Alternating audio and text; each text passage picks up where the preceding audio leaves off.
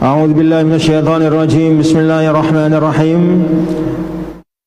وللمطلقات متاع بالمعروف حقا على المتقين كذلك يبين الله لكم آياته لعلكم تعقلون ألم تر إلى الذين خرجوا من ديارهم وهم ألوف حذروا الموت فقال لهم الله موتوا ثم أحياهم إن الله لذو فضل على الناس ولكن أكثر الناس لا يشكرون. Sadaqallahul azim. Saudara-saudara, saya baru membaca ayat 241 sampai 243. Ayat 241 ini walil mutallaqat, bagi wanita yang ditalak oleh suaminya, mata'um bil ma'ruf, diberikan mata' atau satu pemberian, ya. Mata' itu dari mut'ah. Mut'ah itu pemberian. Bentuknya terserah bagaimana suami mau berikan. Kalau punya rumah banyak, kasih rumah satu boleh. Kalau punya mobil atau apalah, ya, yang memang ada harganya sebagai bentuk dari ingin tetap untuk tersambungnya silaturahim dan agar perpisahan itu tidak melahirkan permusuhan dan kebencian. Haqqan 'alal muttaqin, ya, ini adalah merupakan haqqan 'alal muttaqin, yaitu kewajiban bagi orang-orang bertakwa, ya. Bapak-bapak dan saudara-saudara, ini adalah ayat terakhir, ya, dari rangkaian ayat yang panjang sekali yang kita bahas dalam berbulan-bulan, ya. Ada mungkin 2 bulan kalau tidak salah, atau 1,5 bulan. Kita membahas tentang petunjuk Allah bagi suami dan istri di dalam rumah tangganya yang mencapai titik yang tidak bisa bersama lagi. Maka di situ agama membuka yang disebut dengan babut tolak, pintu perceraian.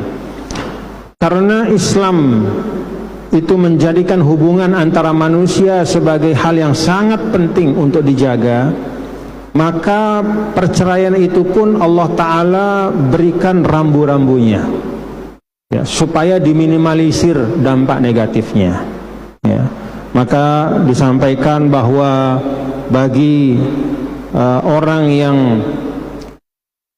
bercerai itu, untuk kaum perempuannya ada iddahnya. Iddahnya itu berbeda-beda sesuai dengan status dari perceraiannya.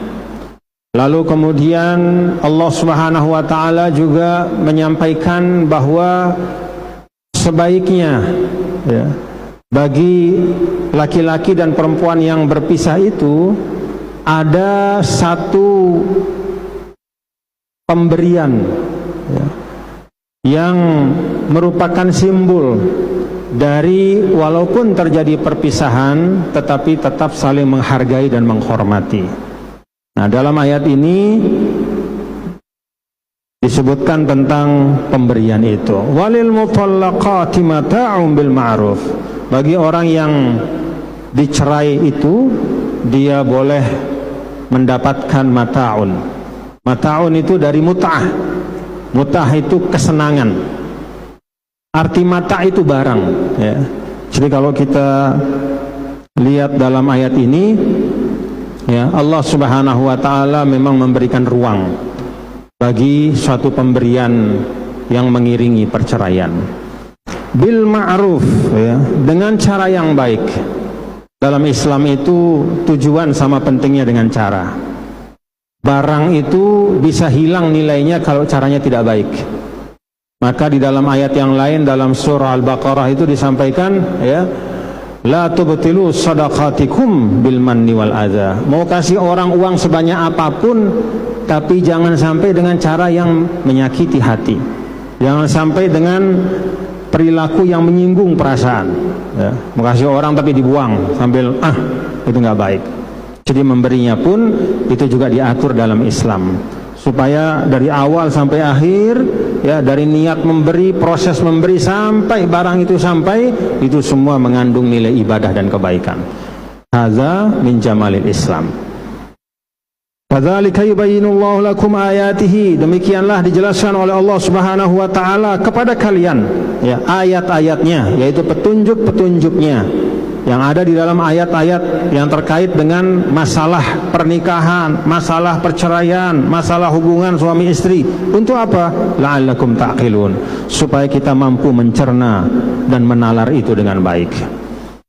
Bapak-bapak dan saudara, dari dua ayat ini ada beberapa hal yang dapat kita ambil. Yang pertama, ya, para ulama melalui ayat ini menjelaskan bahwa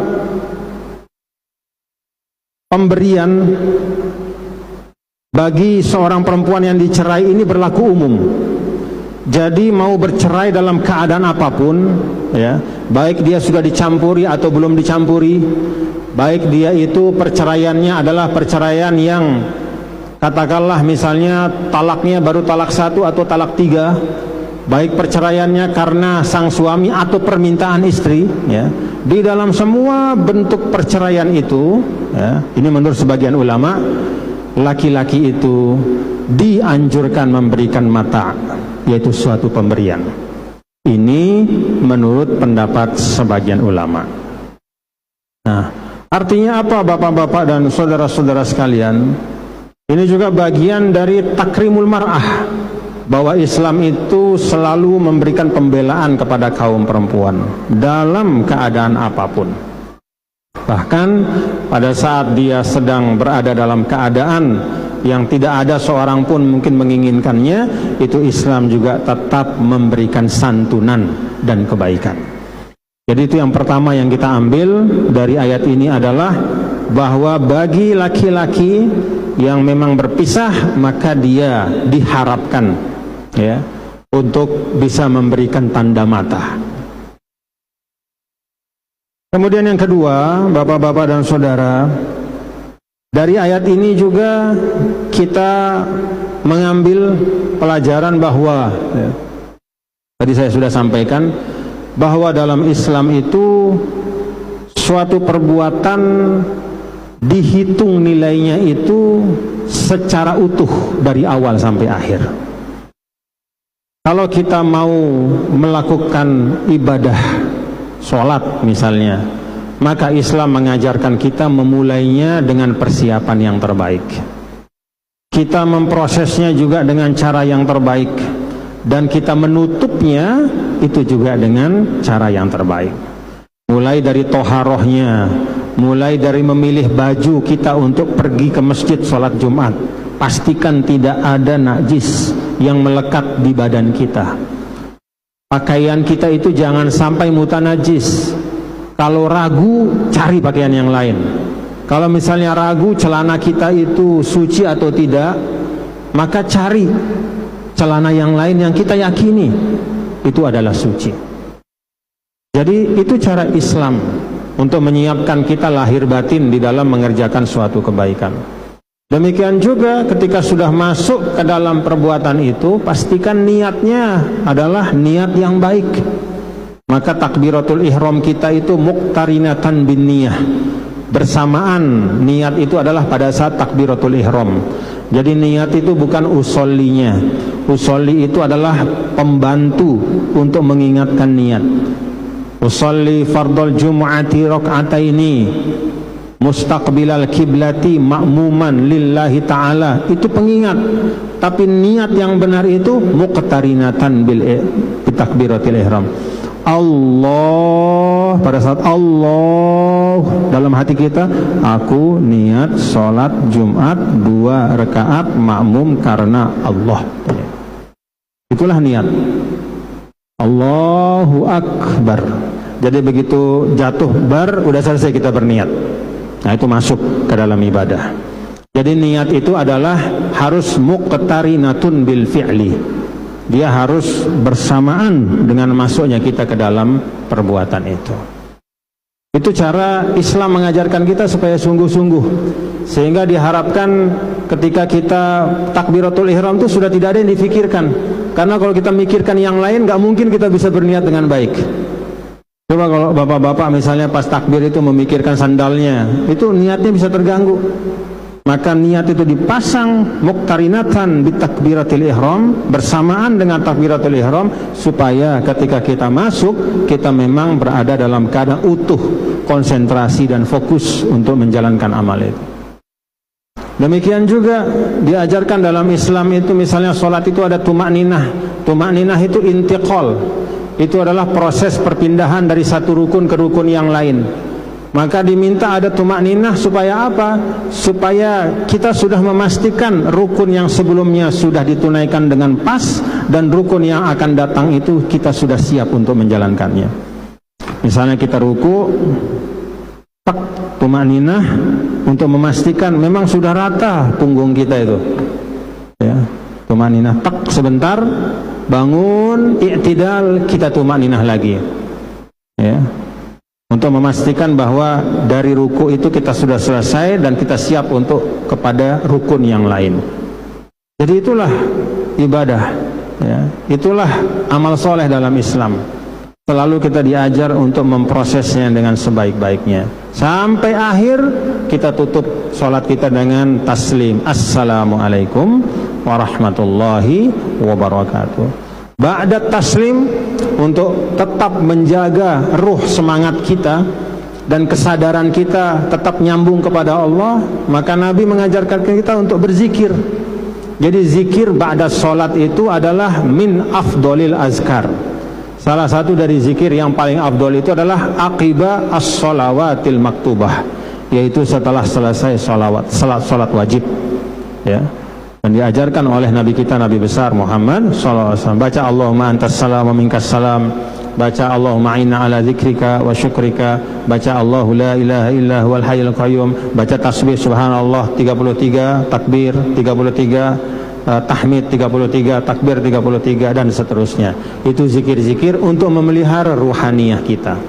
Nah, diharapkan begitu keluar dari masjid, maka kita sudah menjadi pribadi yang lebih baik dengan sebab ibadah yang disiapkan dengan sungguh-sungguh itu.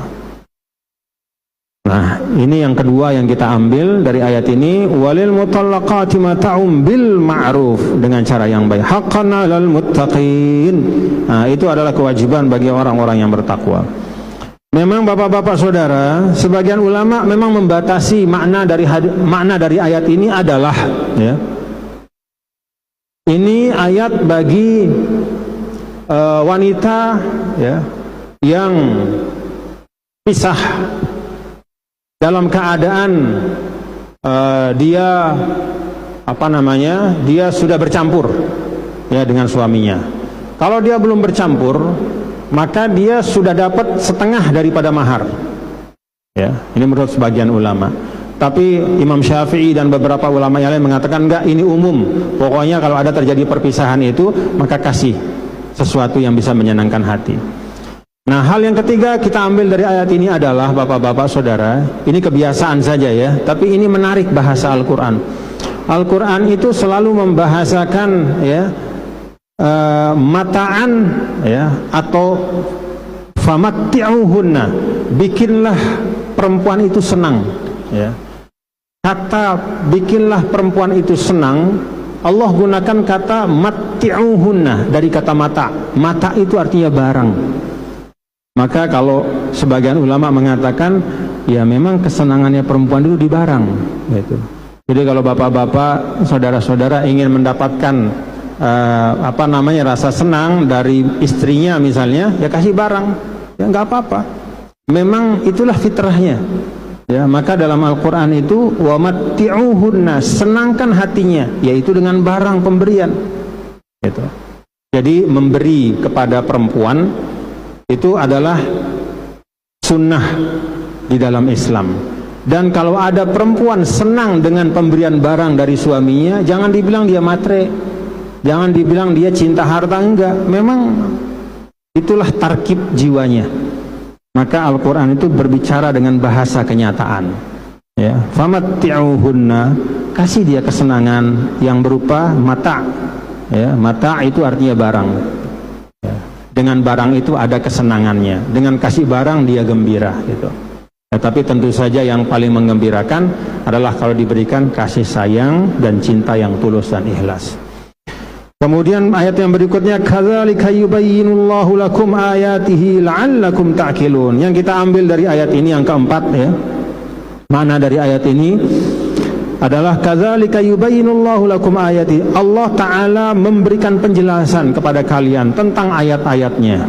Nah, apa yang kita ambil dari ayat ini juga pelajaran Bapak-bapak Saudara. Ketika Allah Ta'ala mengatakan demikianlah Allah memberikan penjelasan. Allah Ta'ala memberikan penjelasan, dan penjelasan Allah itu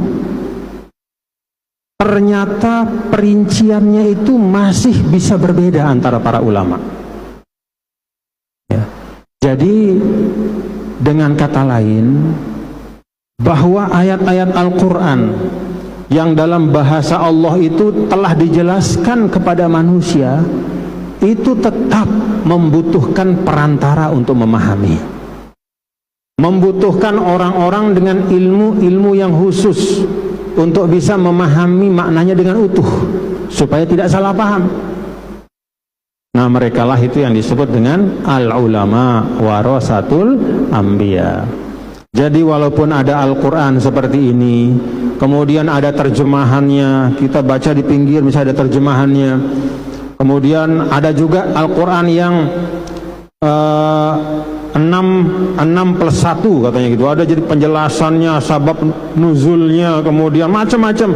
Tetap saja Bapak-bapak Saudara ya, Al-Quran yang dicetak dengan terjemahannya, dengan sabab nuzulnya, itu tidak cukup untuk membuat seseorang begitu saja bisa membaca ayatnya dan mengambil hukum langsung. Kenapa? Karena sumber hukum itu ya, itu bukan pada satu ayat, tapi pada keseluruhan Al-Quran. Tambah juga dengan keseluruhan hadis, tambah juga dengan ijma' para ulama, tambah juga dengan al-qiyasul jali atau al-qiyas. Belum lagi ada al-istihsan, ada al-istislah, ada saddu zara'i, ada al-masalihul mursalah, dan banyak sekali yang lain. Itu harus dipahami secara utuh supaya kita paham tunjukan Al-Quran. Orang baca terjemahan satu ayat ya, lalu dia Al-Quran mengatakan ini, maka dia fatwa bahwa orang yang meninggal suaminya maka iddahnya itu 1 tahun, kata dia. Ada memang ayatnya disebutkan 1 tahun ya, kita sudah bahas kemarin. Tapi dia lupa baca ada ayat yang lain, ya tarabbasna bi anfusihinna arba'ata ashhurin wa ashra. Kalau orang meninggal itu maka iddahnya adalah 4 bulan 10 hari. Yang ayat yang 1 tahun tadi itu ada penjelasannya yang berbeda, sudah kita bahas dalam pertemuan kemarin. Artinya apa? Baca satu ayat saja tanpa membaca ayat yang lain itu bisa membuat kita salah faham. Nah, yang mampu untuk menyusun pemahaman yang utuh supaya tidak salah paham itu adalah para ulama. Baca misalnya ada hadis ma asfalal ka'baini fahuwa finnar gitu. Celana yang di bawah mata kaki itu nanti akan disambar api neraka. Begitu baca hadis itu langsung semua celananya dipotong. Nah, celana bapaknya juga dipotong, seperti kata Ustadz Abdul Somad kemarin waktu saya di Pekanbaru. Dia cerita di depan jamaah ada yang berantem keluarga karena ada anak begitu dapat ilmu itu ya, informasi dari ustadznya, maka dia pulang ke rumah dia potongin celana bapaknya semua. Bapaknya marah lah ya, karena dia baca hanya satu hadis. Nah, benar ada hadis itu, tapi tidak lengkap. Kenapa? Karena ulama menggabungkan hadis-hadis yang ada. Ada hadis yang mutlak seperti yang tadi, tapi ada hadis yang muqayyad. Nah, apa yang muqayyad itu? Man jarra thawbahu khuyala laqiyallah wa huwa alaihi ghadban. Siapa orang yang menyeret jubahnya, maksudnya melewati mata kaki sampai kena tanah, menyeret dalam keadaan dia sombong. Nah, karena dia takabur dan sombong, maka dia akan jumpa dengan Allah dalam keadaan dimurkai. Nah, kalau hadis yang pertama itu disebut mutlak, di sini muqayyad. Maka kaidah ulama yang mutlak itu ditarik kepada yang muqayyad, sehingga pemahamannya adalah siapa yang memanjangkan bajunya melewati mata kaki karena sombong, maka dia akan dimurkai oleh Allah. Jadi ilatnya itu adalah khuyala, itu kesombongan. Jadi ayat ini, hadis ini sebenarnya bukan bicara hanya tentang adat orang jahiliyah. Orang jahiliyah dulu zaman Nabi itu, ya, tanda dari bangsawan, ya, orang-orang bangsawan yang suka sombong itu adalah dia punya gamis itu, ya, atau sirwal, ya, bajunya itu nyeret tanah. Nah, beda sama orang biasa. Kalau orang biasa di atas mata kaki. Maka cara seperti itu, kesombongan itulah yang ditentang oleh Islam. Karena itu ketika Abu Bakar mengatakan, ya Rasulullah, saya ini punya celana melewati mata kaki, gamis saya melewati mata kaki, tapi ini gimana saya? Apa kata Rasul? Kamu bukan termasuk orang yang sombong. Jadi Sayyidina Abu Bakar tidak diminta oleh Nabi untuk memotong bawah dari gamisnya. Kenapa? Anta lasta minal khuyala. Engkau bukan termasuk orang yang sombong. Maka kalau dipahami secara keseluruhan, ini bukan tentang panjang celana, ya, melewati mata kaki semata, tapi ini adalah peringatan dari Islam untuk meninggalkan segala bentuk kesombongan. Karena itu bapak-bapak saudara, sebagian ulama mengatakan kalau ada kebiasaan di suatu negara pakai celana kena mata kaki atau biasa yang celana kita yang biasa itu, lalu ada sebagian orang memendekkan celananya tapi dengan niat sombong, itu bahaya justru. Jadi justru ketika dia memendekkan untuk biar beda sama yang lain, saya ini paling sunnah, wah saya ini paling sesuai Nabi, wah saya ini, begitu masuk itu di hatinya, justru dia yang akan dapat masalah. Yang lain-lain yang tidak ada kesombongan, tapi kebiasaan yang memang ada di mana-mana, ya, celana memang yang wajar itu, seperti yang biasa itu, maka dia seperti kisahnya Abu Bakar itu, nggak apa-apa, kamu nggak sombong. Artinya apa? Ya memang bagi suatu tempat itu memang suatu kebiasaan. Justru kalau sengaja-sengaja, ya, mencari pembeda dari yang ada, wah, udah paling, justru hati-hati, ya. Justru di situ bisa masuk penyakit kesombongan. Wallahu a'lam bishawab. Kadzalika yubayyinullahu lakum ayatihi la'allakum ta'qilun. Jadi makna dari ayat ini yang bisa kita ambil adalah Allah telah memberikan bayan atau penjelasan. Bayan ini tetap membutuhkan keterangan dari para ulama. Karena itulah di dalam ajaran para ulama kita, bagi siapapun yang belum mencapai martabat bisa berijtihad sendiri, belum menguasai bahasa Arab dengan sempurna, belum menguasai segala macam ilmu, mustalahul hadis, al-jarh wa ta'dil, at-tafsir, usul tafsir, segala macam, maka dia harus mengikut kepada pendapat ulama yang ahli ijtihad. Itulah yang disebut kita bermazhab. Jadi kalau kita bermazhab itu bukan berarti kita meninggalkan Al-Quran dan Sunnah, bukan. Justru kita mengamalkan Al-Quran dan Sunnah dengan bertanggung jawab. Kenapa? Karena itulah hasil dari pemahaman ulama yang menguasai. Ya kan kita beda ya bapak-bapak ya. Bagaimana kita mau menyamakan diri kita dengan misalnya Imam Syafi'i, Imam Maliki, Imam Hanafi, Imam Ahmad bin Hanbal? Gak mungkin. Mereka di mana, kita di mana? Ya, mereka sudah memang ahlinya, sepanjang umurnya memang menghabiskan waktu untuk mempelajari ilmu bagaimana memahami Al-Quran dan Sunnah, sedangkan kita ini terlalu banyak kesibukan yang tidak memungkinkan kita untuk belajar seperti mereka. Karena itu ya kita terima. Saya sering bilang kan, seperti orang yang melihat ada buah mangga yang banyak itu kan, kalau kita lihat hanya dari warna kulit mungkin salah petik kita, yang kita kira manis ternyata kecut. Maka serahkan saja kepada orang yang ahli, ya, dia pilih yang terbaik dari mangga itu, dia kupas kulitnya, dia masukkan blender, dia jus dengan baik, kita dapat jusnya itu yang manis, yang baik, yang higienis, karena diolah dengan tangan yang penuh keahlian dan pengalaman.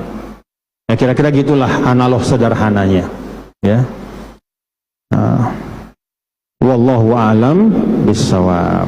Nah, kita cukupkan karena waktunya, dan tadi kita juga sudah mendengar dari Suhaib ya.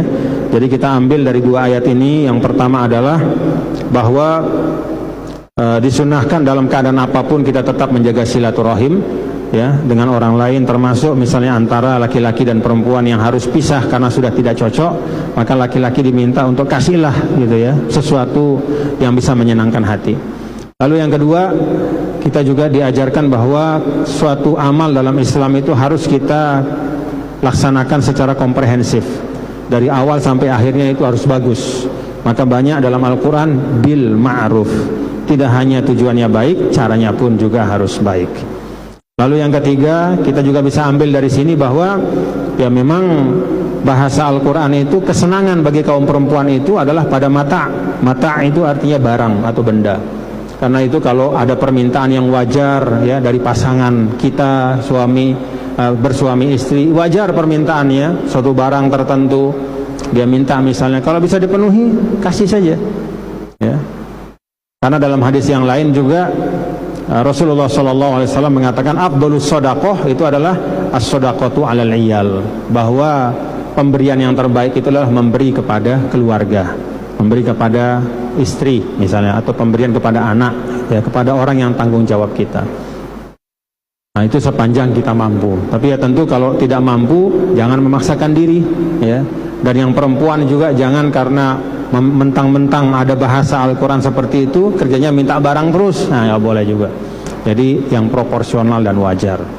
Lalu yang keempat, kita ambil dari ayat yang berikutnya bahwa walaupun Al-Quran itu dijelaskan sebagai sesuatu yang telah diberikan penjelasannya oleh Allah, tetapi tetap saja ya, untuk memahaminya secara utuh, untuk mengerti tentang hukum-hukumnya secara baik, kita perlu bantuan ya, kita perlu melalui ya para ulama kita. Merekalah yang menguasai ilmu untuk istimbatul ahkam atau menggali hukum dari Al-Quran dan Sunnah. Wallahu a'lam bishawab.